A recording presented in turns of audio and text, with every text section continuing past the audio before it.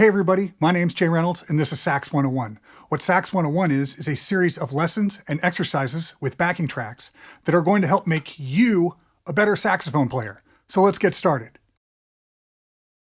First up, the parts of the horn. Depending upon whether you play alto or tenor or baritone or soprano saxophone, these parts might look a little different, but they all serve the same purpose. And here they are: the body, the neck, the mouthpiece, the ligature, the reed, the neck strap, and cork grease. All right, we're going to put the ligature on the mouthpiece first. I have a Rovner ligature here. Your ligature might be different. It might be made of brass. The screw or screws might be on the bottom instead of the top, but in any case, we are going to put the ligature on the mouthpiece first. We do that in order to protect the reed. If you put the reed on the mouthpiece first, it becomes possible to damage the reed with the ligature when you put it on. So always, ligature first. So as you can see, I've switched ligatures. This one probably looks more like the one that came with your sax if you're renting or just bought a new horn. Again, the ligature goes on before the reed, so slide it on and loosen the screws. The reed is going to go on with the flat side of the reed against the bottom of the mouthpiece. Slide it in with the thick end of the reed facing the back of the mouthpiece and the thin end facing the tip. There should be just a tiny sliver of mouthpiece showing above the reed, and there should be some of the bark showing between the ligature and the cut part of the reed. This shiny part here is the bark. You also want to have the reed centered so that it's not hanging over to one side of the mouthpiece. Once you have the reed and ligature positioned, retighten the screws. I try to tighten the screw nearest the tip of the mouthpiece first to keep the ligature from sliding off. Next, we are going to apply cork grease to the cork. The cork is on the neck, or if you're playing a soprano that doesn't have a neck, the cork is just on the body. Apply about a lip balm amount of cork grease to the cork and then gently work it in with your finger. By the way, the best time to put cork grease on the cork is when you put the horn away. That gives the cork grease a chance to sit overnight and seep further down into the cork's pores. Next, we're going to put the mouthpiece on the neck, and we're going to do that before the neck goes on the body. We do that to protect the saxophone. If you have a soprano that doesn't have a neck, just be careful about where you place your hands when you're putting the mouthpiece on. Down by the bell where there's no hardware and no keys is generally a good bet, and just make sure your cork is never dry. As far as how far in to push the mouthpiece, that's different for every player, and it's different for every neck because the amount of cork is never uniform.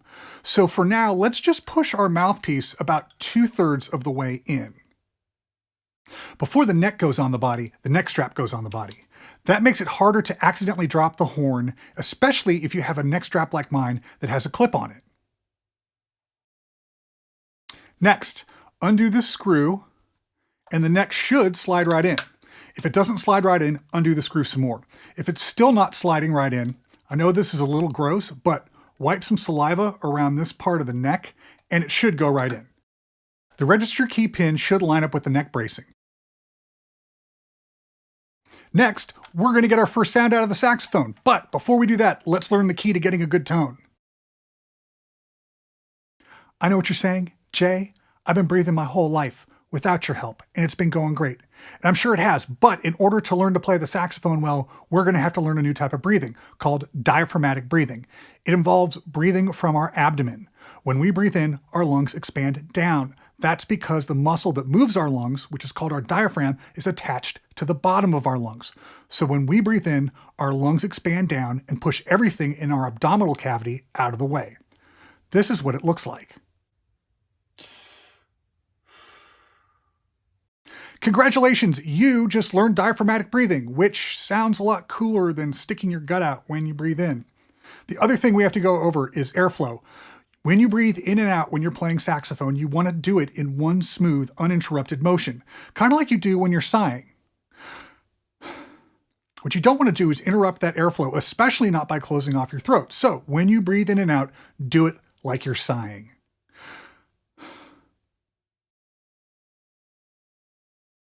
All right, let's get a sound. To start with, we are going to get a sound with the neck and mouthpiece. So take your neck and mouthpiece off the horn, put the body of the horn somewhere where it'll be safe.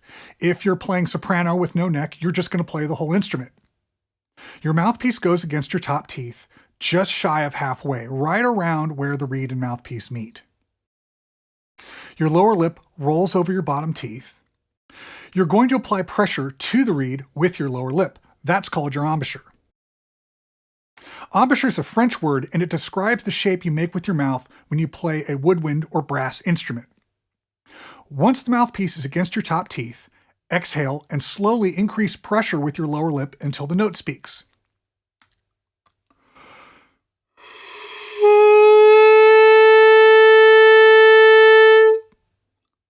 Let's see that again.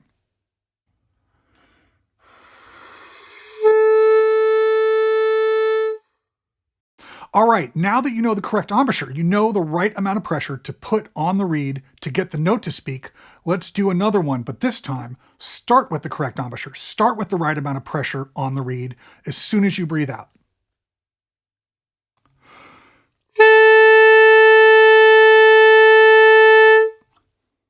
Let's take a closer look at that one as well.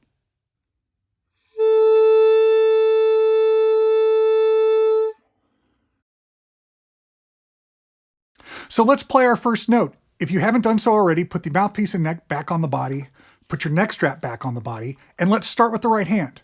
Your right thumb goes into this thumb rest.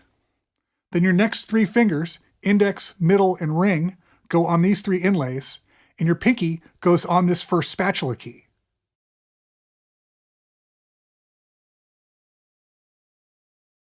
So let's do our left hand now. Our left thumb goes on this thumb rest. Our left pinky goes on this first spatula key. Ring finger goes on the next inlay. Middle finger goes on the next inlay after that. We skip this little inlay here, and our index finger goes on the next full-size inlay.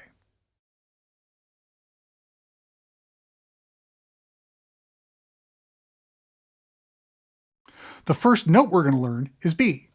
The fingering for B is just your left index finger down. Here it is on a fingering chart.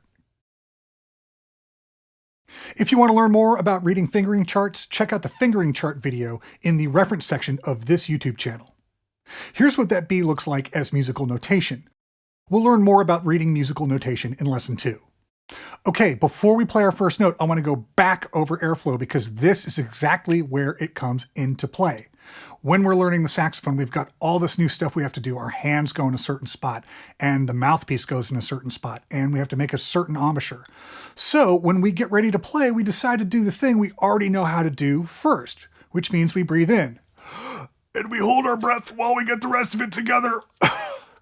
And we cough out our first note, which means we've broken the airflow, which means we're going to get a bad sound. So instead, do all the new stuff first. Put your hands where they're supposed to go. Land the mouthpiece against your top teeth.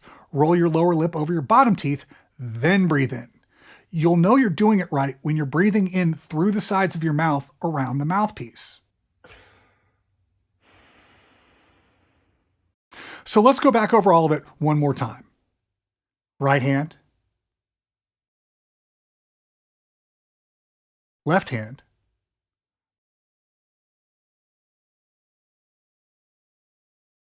Mouthpiece goes against your top teeth, just shy of halfway in. Your lower lip rolls over your bottom teeth. Breathe in through the sides of your mouth. Set your embouchure and exhale.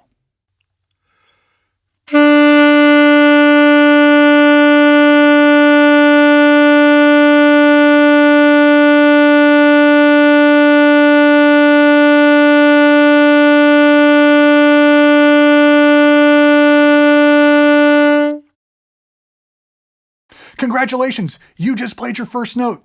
You may have noticed that I played my note for a long time. I wasn't necessarily trying to show off. That's an exercise called playing a long tone, and I want you to play long tones every single day. What you do is you play one note until you're completely out of air, but while you're playing that note, you try to hold it as steady as possible. Then you repeat the whole process. I want you to do that for 5 minutes every single day. If you do 5 minutes of long tones every single day, your embouchure will get stronger, and as your embouchure gets stronger, it'll become easier to play with consistent pitch and tone. So that does it for Lesson 1. If you want to dive deeper into anything we covered today, or if you want to dive deeper into the saxophone in general, I'm available for Skype lessons. So check out the next lesson where we will learn more than one note. We'll also learn a little bit about reading music so that we can play the exercises that'll help incorporate those new notes into our saxophone playing. Be sure to like and subscribe, and thanks for watching.